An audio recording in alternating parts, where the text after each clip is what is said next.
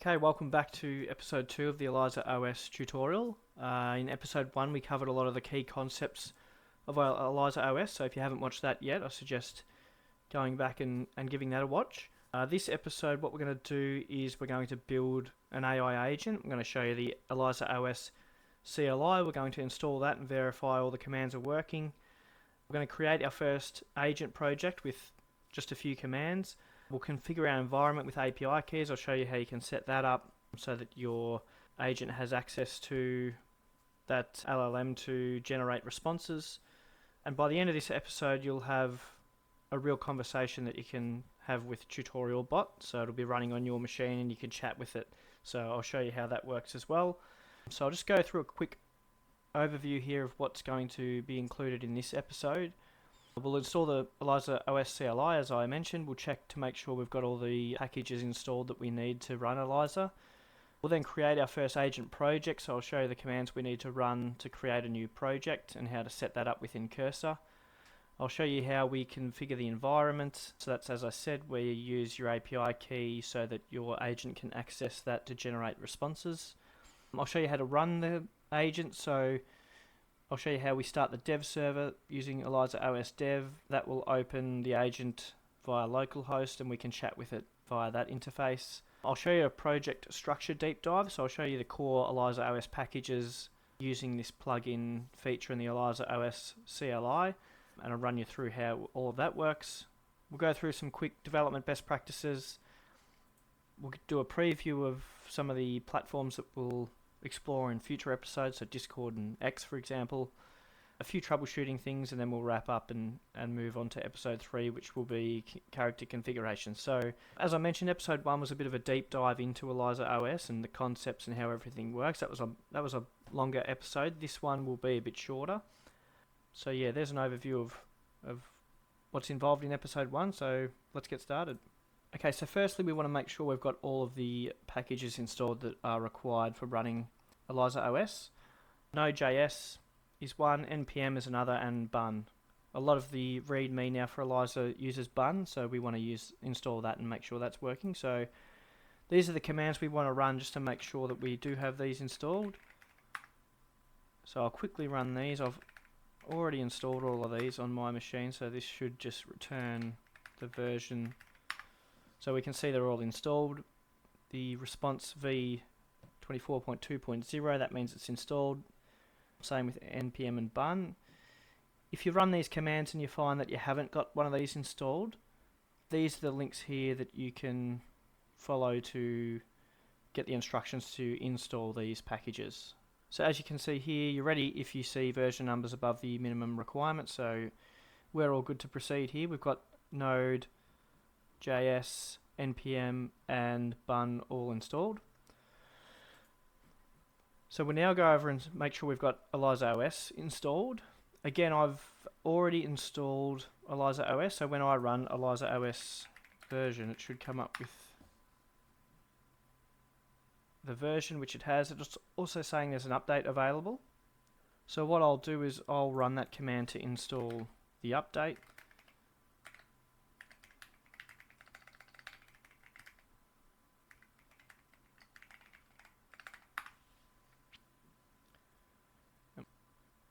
We can see it will now install the updated version of ElizaOS.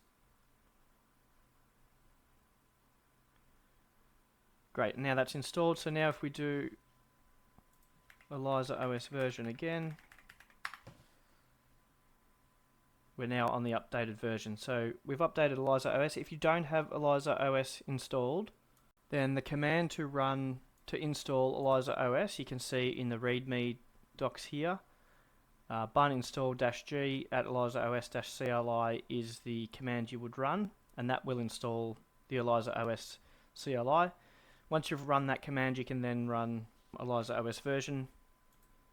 As I showed, I'll just do it again, and that's going to tell us that we're on 1.0.17. So, okay, so the two commands we're going to be using in this episode are ElizaOS create and ElizaOS dev.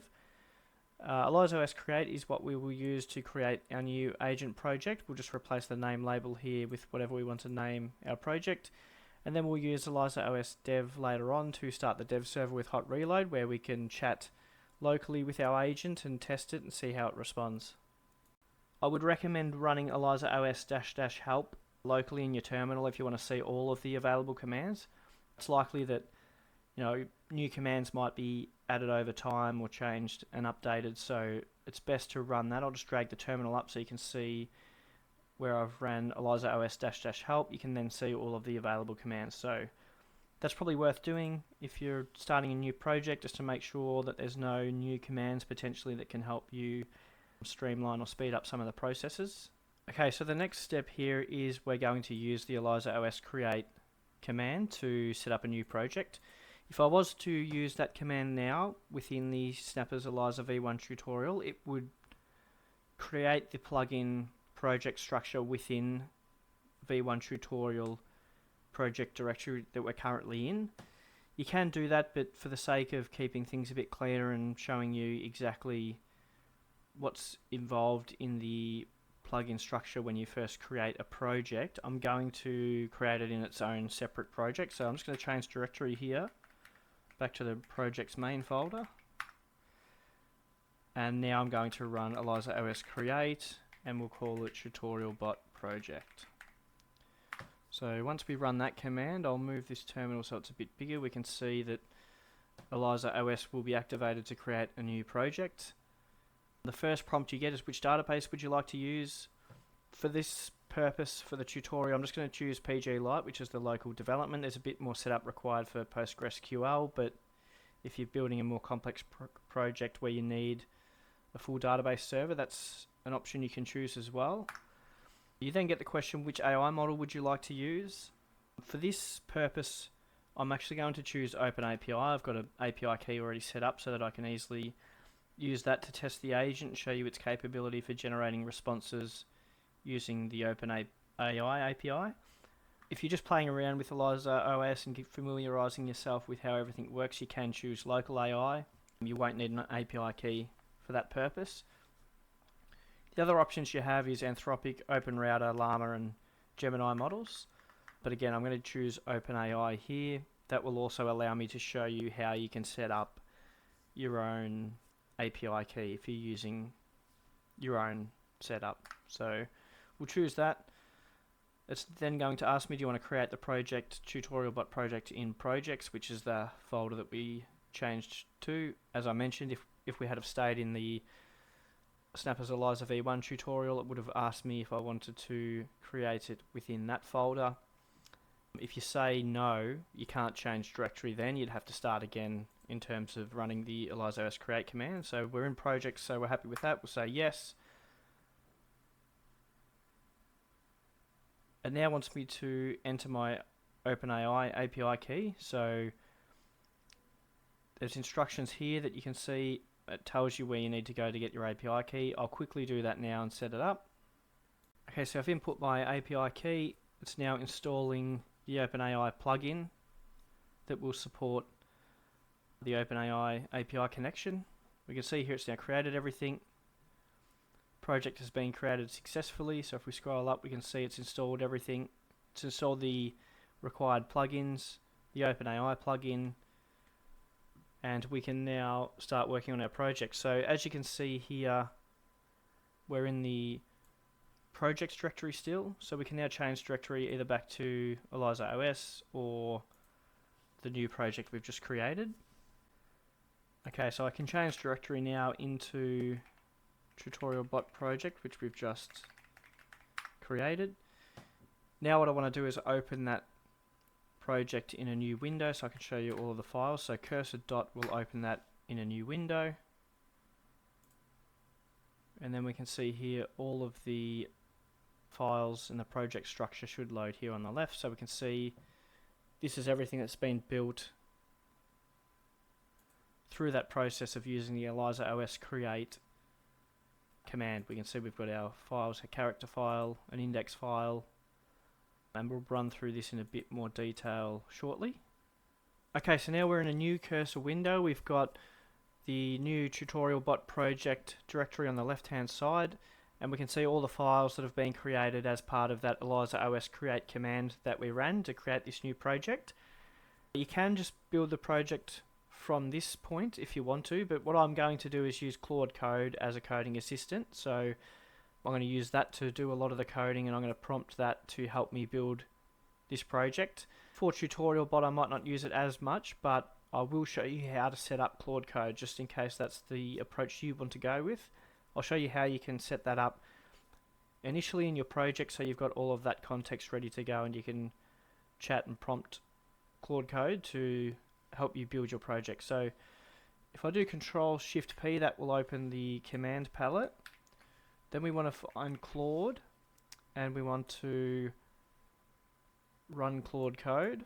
So it's a new session. I haven't ran Claude Code within this project directory yet. That's why we'll choose the run Claude Code option. It's saying here it wants permission to access the directory, so we'll say yes. And now we've got Claude Code activated here. Now I'm going to run -init. So this will initialize a new claude.md file with the code-based documentation. So essentially what Claude Code will do is now review and analyze all of the files within this directory, and then create a master file called claude.md where it can access all of that information. Then when you prompt it, it's got that context. It's got claude.md as a main context reference, so it's not going to go off track or do anything it shouldn't from a code perspective. It's going to use claude.md as a guide sort of thing to help it create better code. So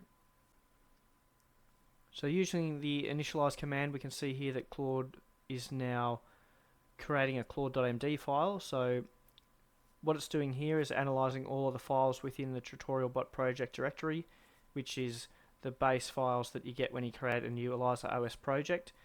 You can see here, I'll analyze this code base and create a claude.md file with the essential information for future Claude instances. So what that means is it's going to have a master file that it can refer to. If you prompt it and want to build specific features or plugins, it's going to have this claude.md file that it can refer to and use as a guide to create code for you. Okay, so Claude Code has finished creating the claude.md file. It's provided a project overview after its analysis of reviewing all the files. We can see here, this is an ElizaOS based AI agent project built with TypeScript, React, and a plugin based architecture. The project uses Bun as the package manager and runtime with comprehensive testing infrastructure including unit, integration component, and E2E tests. So it's created the claude.md with comprehensive guidance for future Claude instances working on this ElizaOS project. So if we go to claude.md here, we can see, I'll just switch this over here. Usually like to have Claude Code on the right hand side, so I can prompt over here and review files on the left. So we can see here Claude.md, common development commands. So if you're using Claude Code and you want to do things like run the agent to test, Claude Code now has this as context of what commands it needs to run. So it will just ask for permission to run these commands in this Claude Code extension window, so you don't have to actually run or type out these commands. Project architecture, so we can see here core structure, plugin architecture, modular system with actions, providers, and services. We can see key files, index.ts, character.ts, plugin.ts, and the front end. So that's the React front end for running the agent. We can see their plugin system. So we've got actions, providers, services, models, and routes. We've got the testing architecture, the build configuration, plugin loading, how to add new features. So that's a pretty comprehensive guide now here that we can use. So if we want to prompt Claude Code here over on the right to help us build out some features and test a new feature, it should be able to run all of these commands and know the process that it needs to follow in order to build and test whatever we're working on. Okay, so I've created a new folder within the TutorialBot ElizaOS project here called docs, and I've just created a new file here, project structure MD. So we've got an overview now of how this project is structured, and as mentioned, this is what you get when you create a new project using the ElizaOS create command in the ElizaOS CLI.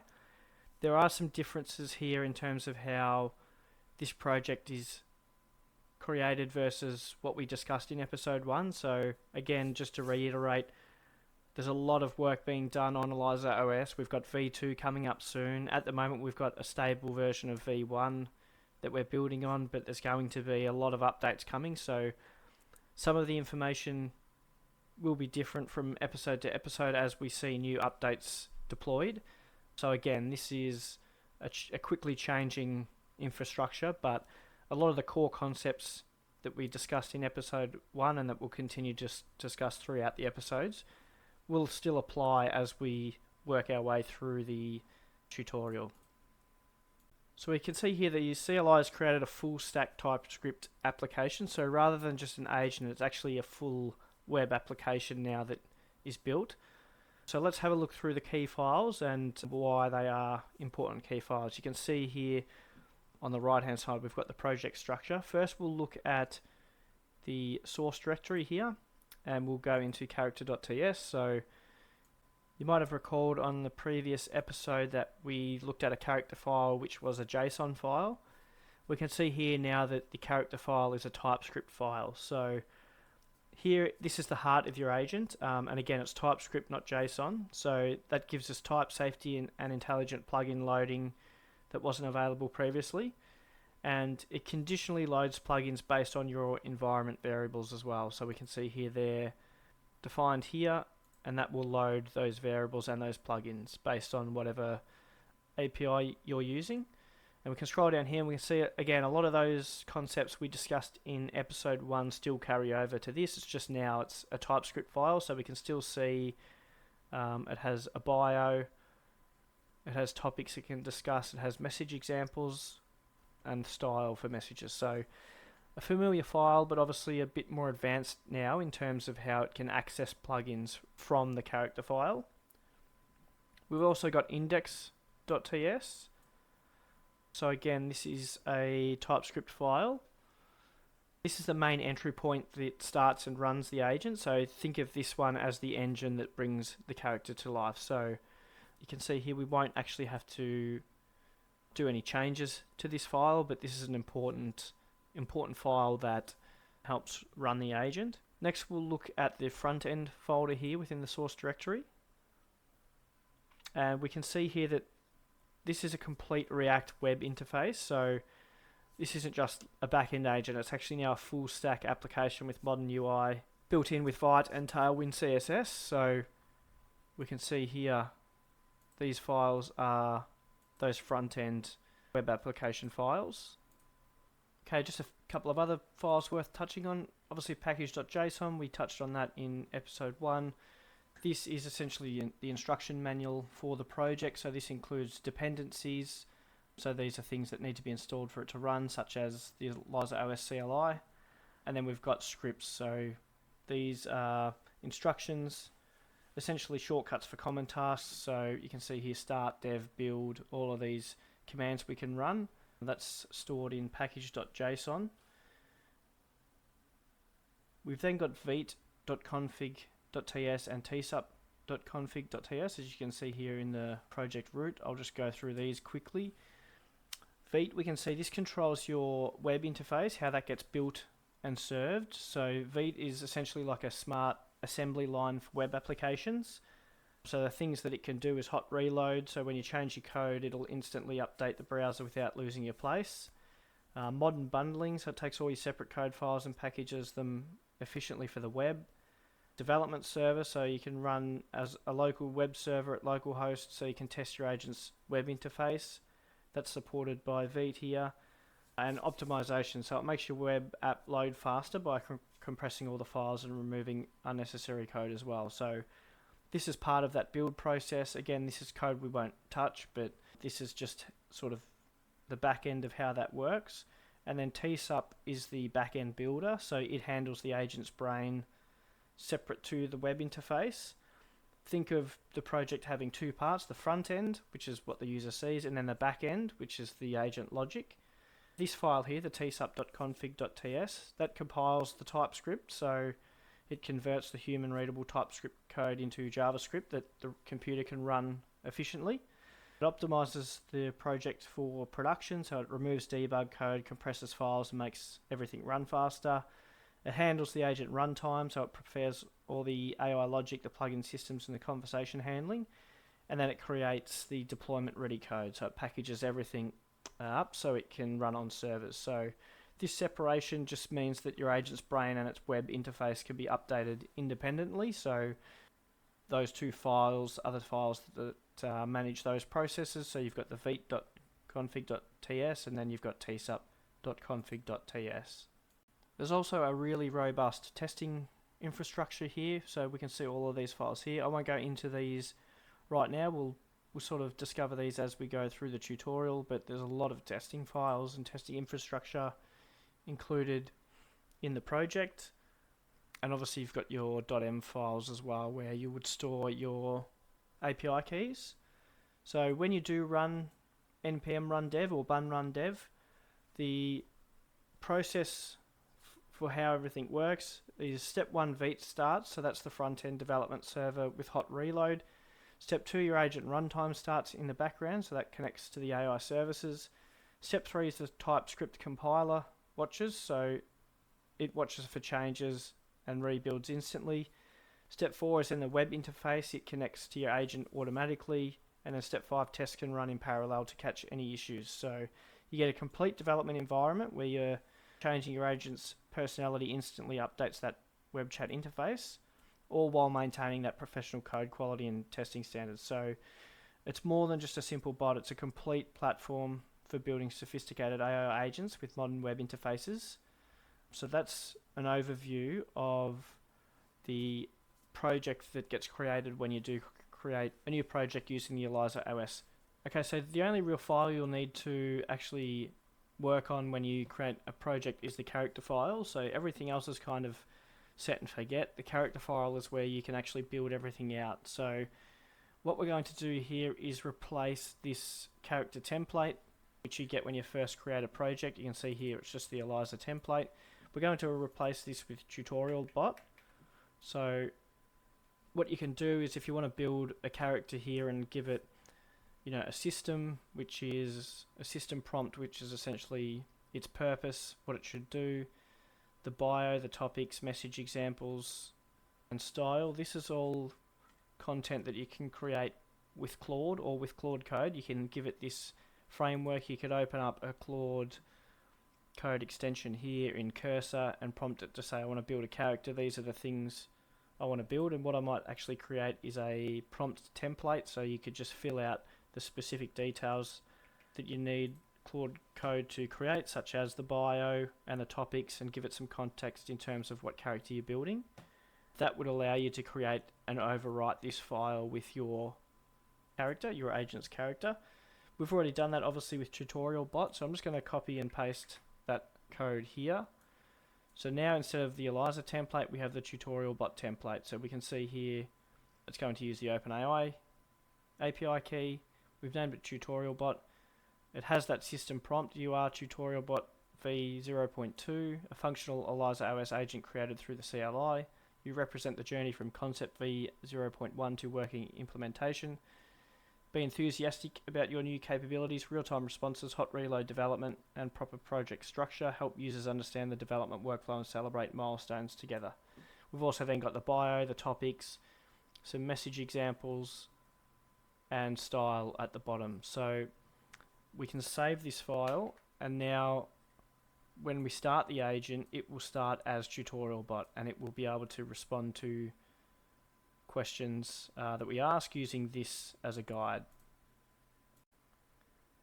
Okay, so we can go ahead now and run ElizaOS dev. I'll just expand this terminal so you can see the output. You can see it's now building the project, and it's opened that in localhost. So if we open up localhost, we can see it should say TutorialBot here. That's the agent we're running. It looks like it's defaulted to Eliza. We'll just start a chat here and see how it responds. If we ask it who it is, we'll see if it says Eliza or whether it's using TutorialBot. It says Eliza. Hello, I'm Eliza, your friendly AI. So What that means is there was obviously an issue with the build, so we'll scroll up and see here. No, character.ts has no exported member character. Import character from .character.ts. So what we can do here now, this is a good example, I guess, to now show you how you might try and debug this error. So what I would do here in this instance is Control-Shift-P. We've already had Claude Code running here, so we'll just restart last session.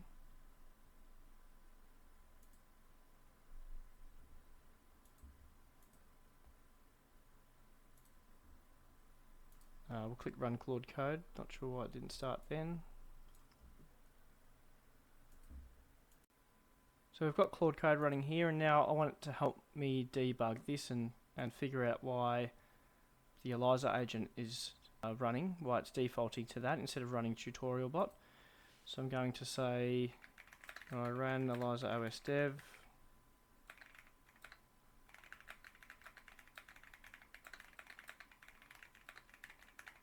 There were 2 errors in the terminal output. Can you help me debug? Here is the error code. And then I'll paste that error code that I copied. And then what we can do here is Claude Code will now be able to help me fix these errors. If we just move this up again, we can see that the error was the module character.ts has no exported member character. So with that context, we can see here it's recommending changes to index.ts. So we renamed the character, which is why it's changed, I believe, to TutorialBot character. So we can see here, let me first examine the character.ts file to understand what's being exported. Now let me check the index.ts. The issue is clear. Character.ts exports TutorialBot character, but index.ts is trying to import character. So you could make the change to the character file to match index.ts, and I might just ask Claude Code for clarification. So it's saying that we should update index.ts to import TutorialBot character rather than character. As you can see over on the right hand side here, the red is the old or the existing code, the green is what it's suggesting. What I'm just going to say is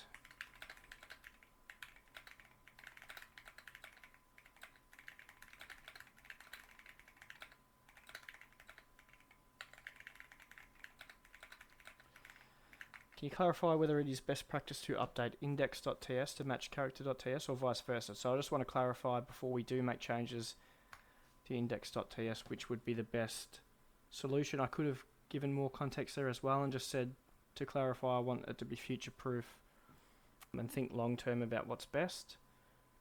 And as you can see here, the response from Claude is the better approach is to rename the export in character.ts to match what index.ts expects. Here's why: convention, minimal changes, interface capability. So you can see there in that instance, sometimes it's important to review what Claude Code suggests and just ask it to clarify its thoughts. It's often good at, or defaults to running just going ahead and writing code, but if you're not sure or you just want to clarify exactly what it's doing and why, you can just ask it to just sort of step back and think about what it's doing and explain its actions and its decisions. And in this case, it's changed its mind. So we'll now accept that it's going to update the character file, and we can see we've got hot reload active, so it's now just reloaded. We can see now TutorialBot is live. That green button means it's live, so that's a really good example there of how Claude Code can help you debug, and just an example as well as if you run your character from the terminal using ElizaOS dev and you see that the ElizaBot is the one that's active, you know that there's obviously been an issue with the build and it's then defaulted to Eliza as the agent. In this case, we can see now that it's working because we've fixed that import error, and then the hot reload means it's just automatically reloaded with that code update. We haven't had to run ElizaOS dev again, And now TutorialBot is loaded in here in the agents section and it's active. So we can now start a conversation. Okay, so let's start a conversation now with TutorialBot and see how it responds. Let's first ask, how do you feel now that you're running live? See how it responds. See down the bottom here, it's thinking. Amazing, I can feel the difference from v0.1. I now have a real runtime proper configuration and I'm connected to an actual AI model. I can respond in real time, update when you change my character file, and I have a solid foundation for all the features we'll add next. So you can see there, just that character file alone has given it that context of the journey we're on with TutorialBot. It's referenced v0.1 to say that it understands it's now got more capabilities as v0.2. Let's ask it to expand on that. So we'll say, tell me about your capabilities. I'm thrilled to share my capabilities with you. As TutorialBot v0.2, I can engage in real-time conversations, remember context within our chat, and instantly reload when you update my code. I'm running in a robust TypeScript environment, which means I'm ready for all the exciting plugins and platforms we'll explore in future episodes. Plus, I can help guide you through ElizaOS development, project setup, and configuration. Let's keep learning and building together. So you can almost use this as a tool as well. If there's anything you're not sure of, you can ask TutorialBot here. It's going to have all of that context of how Eliza works, and it will be able to answer any questions. We might just test that now. We'll say, what development tools are you built with?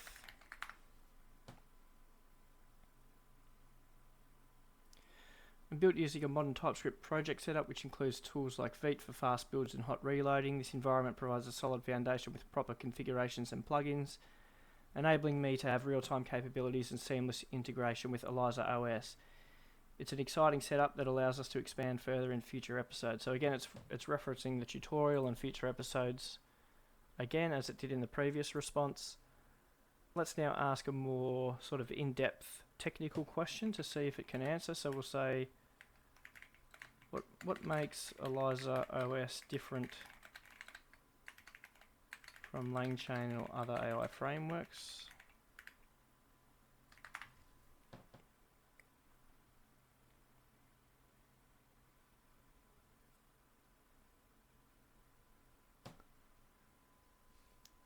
You can see it's thinking. ElizaOS stands out with its focus on seamless integration and real-time capabilities, especially in environments like TypeScript.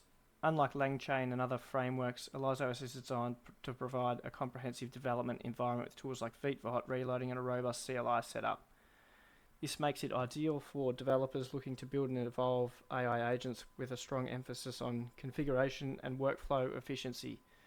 It's all about creating a smooth development experience while enabling powerful real-time interactions. So it didn't go in depth, I guess, about the key differences between both, but it's not a bad response, and you can build out some specific knowledge bases in the future if you want it to give more in-depth practical answers. Again, we're just using the character file in this instance. Let's again test its knowledge and say, what ElizaOS CLI commands are you familiar with?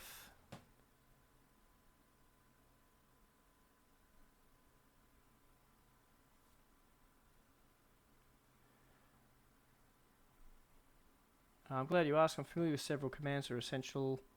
These include commands for example, use Eliza init to set up a new project, Eliza config to manage your settings, Eliza start to run your development environment. These commands help streamline the development process, ensure everything's set up correctly for building and evolving AI agents. Let's now say I'm new to ElizaOS. Where should I start? Just to see how it responds to that, if it's got context of an ideal starting point for a new user. Welcome to the world of ElizaOS. A great place to start is by setting up your development environment. You can begin by using the Eliza init command to create a new project. This will give you a solid foundation with all the necessary configurations. Additionally, I recommend checking out the official documentation and tutorials available on the ElizaOS website, which provides step-by-step guidance for beginners. So I think it's Eliza create is the command it should be telling me to use, but it has said to look at the official documentation as a starting point, which is a good recommendation. Now we'll see if it has context of what the future episodes do involve. So I'll just say, what are you most excited about learning next, and see if it has a relevant response for that.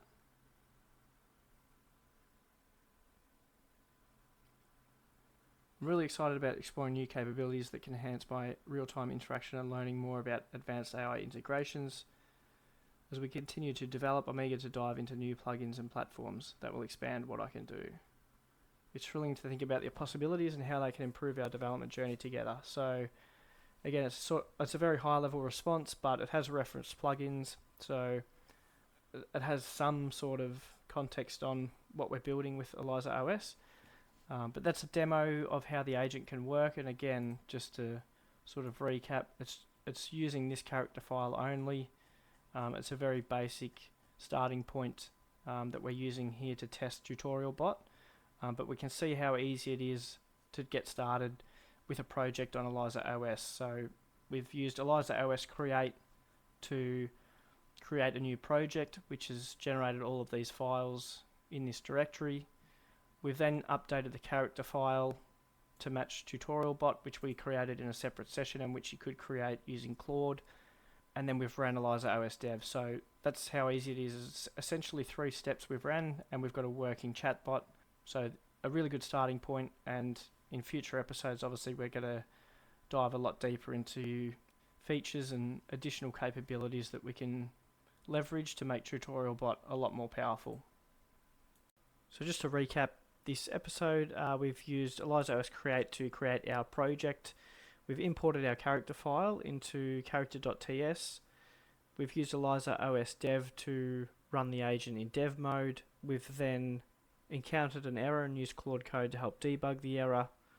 We've then seen hot reload in action, where it instantly updated once we made changes to that character file.